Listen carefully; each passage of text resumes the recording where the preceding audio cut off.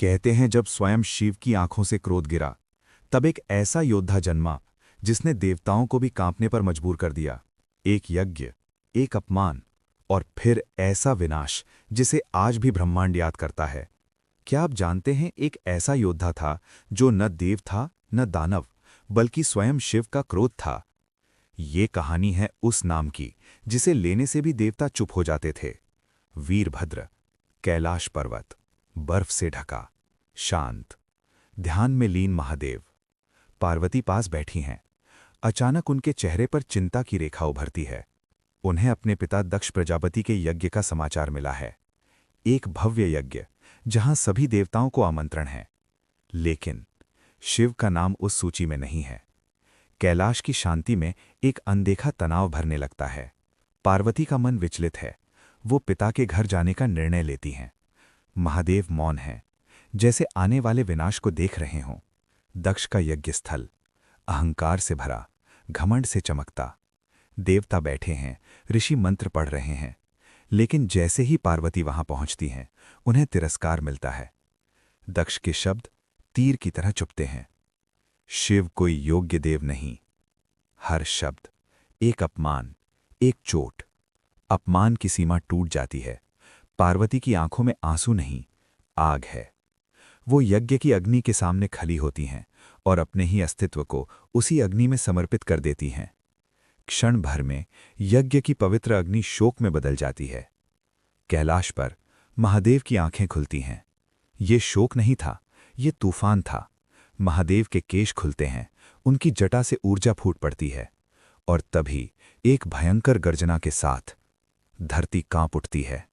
शिव अपनी जटा से एक मुट्ठी जमीन खींचते हैं और उसे जमीन पर पटकते हैं। उस प्रहार से एक आकृति उभरती है। भयानक नेत्र, रक्तवर्ण शरीर, हाथों में शस्त्र। ये कोई साधारण योद्धा नहीं था, ये था वीरभद्र। शिव की आवाज गूंजती है, जाओ और उस अहंकार को समाप्त कर दो। वीरभद्र ने सिर झुकाया और दिशा बदली, दक्ष के यज्ञ की ओर। धरती कांपने लगी।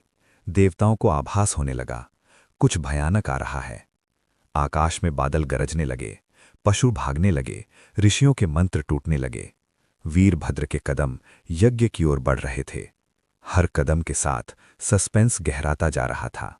अचानक यज्ञ स्थल पर अंधकार छा गया। एक गर्जना, और वीरभद्र वहां खड़ा था। देवता स्तब्ध, ऋषि भयभीत। वीरभद्र ने शस्त्र उठाया। यज्ञ विध्वंस होने लगा। मंडप टूटे, अहंकार बिखर गया। ये युद्ध नहीं था, ये दंड था। देवताओं का भय।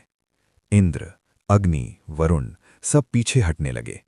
कोई भी वीरभद्र के सामने टिक नहीं पाया।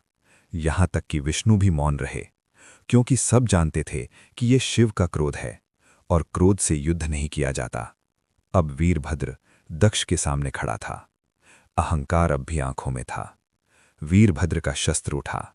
एक ही बार, दक्ष का शीश अलग। यज्ञ समाप्त, अहंकार समाप्त, लेकिन सन्नाटा और गहरा गया। शिव स्वयं वहां प्रकट होते हैं। क्रोध अब शांत हो चुका है, दुख शेष है। देवता क्षमा मांगते हैं, ऋषि प्रार्थना करते हैं। शिव का हृदय पिघलता है। वे दक्ष को जीवन दान देते हैं, लेकिन एक चेतावनी के साथ।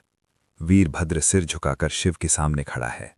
वो जानता है कि उसका जन्म एक उद्देश्य के लिए था। शिव उसे देखते हैं और विलीन कर लेते हैं। लेकिन कहते हैं वीरभद्र कभी समाप्त नहीं हुआ।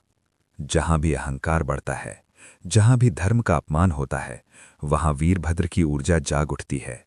वो किसी रूप में नहीं दिखता, लेकिन उसका प्रभाव आज भी जीवित है। वीरभद्र कोई नाम नहीं था, वो चेतावनी था कि जब शिव शांत होते हैं तो संसार चलता है, और जब शिव क्रोधित होते हैं तो वीर